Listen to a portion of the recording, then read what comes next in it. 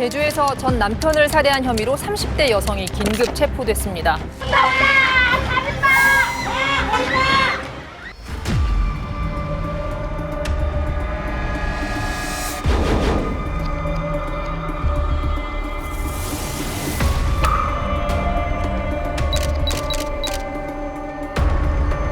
하긴 때도 긴급 체포하겠는데.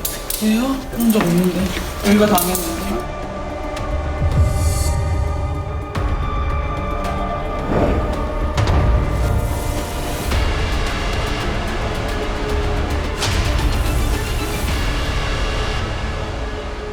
오늘 라이브 이슈에서는 전 남편을 끔찍하게 살인하고 훼손, 유기까지 한 고유정 사건의 범행 동기와 심리를 프로파일링을 통해서 히든아이만의 시선으로 분석해 보려고 합니다. 어떻게 보면 여성 범죄자 중에 제일 좀 큰 잔인한 살인 사건에 속하는 편이지 않나. 네. 이분 뒤로 몇 명 수 있었지만 있죠. 좀 네. 제 기억에 거의 여자분들 중에 거의 우리나라에서는. 이게 전국을 떠들썩하게 했던 사건이었는데요.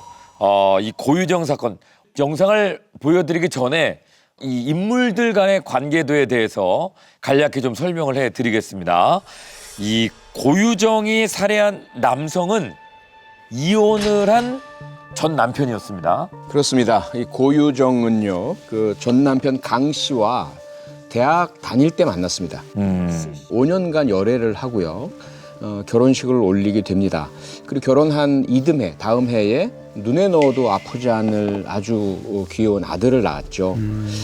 그런데 이 두 사람의 관계는 고유정이 아들을 출산한 이후부터 본격적으로 금이 가기 시작했습니다. 이 고유정은요, 자기 부족한 자존감을 채우는 도구로 가족을 이용했던 것 같아요. 하지만 이제 아들의 출산 이후에 경제적으로 어려워지면서 자기가 만족할 만큼의 자존감을 채우기가 힘들었던 거죠. 그럴수록 고유정은요, 가족에 대한 집착이 더 심해졌습니다.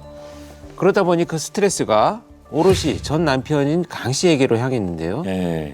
시비를 계속 걸어서 싸움을 일으키기도 하고요. 심지어 아이가 보는 앞에서 폭언과 폭행까지 이어갔습니다. 결국 강 씨는요, 이런 고유정의 계속된 폭언과 폭행을 견디지를 못하고요, 고유정에게 이혼 요구를 하게 됩니다. 그래서 결혼 4년 만에 결국 이혼을 합니다. 네. 그런데 아들의 양육권은요, 친모인 고유정에게 갔고요.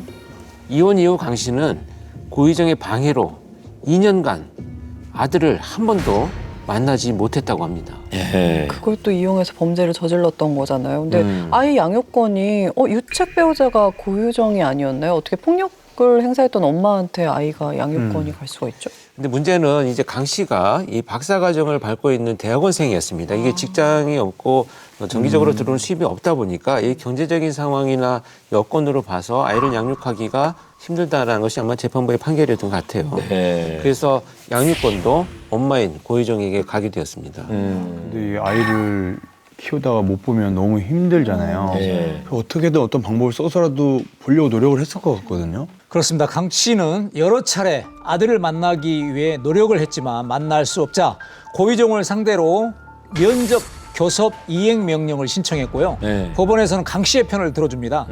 법원 후 판결을 받은 뒤 고유정은 그제서야 강 씨에게 아들을 보여주겠다고 약속을 했고, 그렇게 이혼한 지 2년 만에 강 씨는 6살이 된 친아들을 만날 수 있었던 겁니다.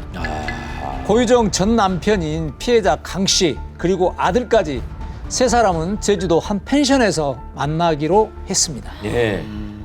자,